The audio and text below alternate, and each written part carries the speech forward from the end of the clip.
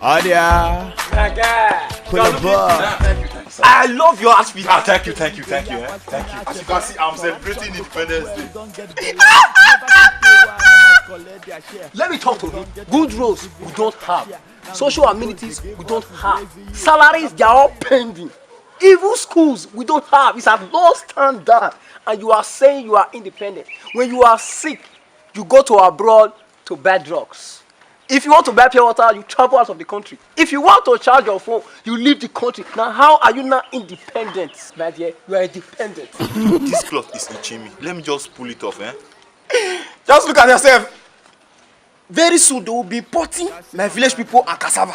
And you are saying you are in Nigeria, celebrating independence. You are a big fool. A big one. Election don't they reach, make you shine your eyes. You can't fit in their shoe, they don't define your size. Like who get kidney problem.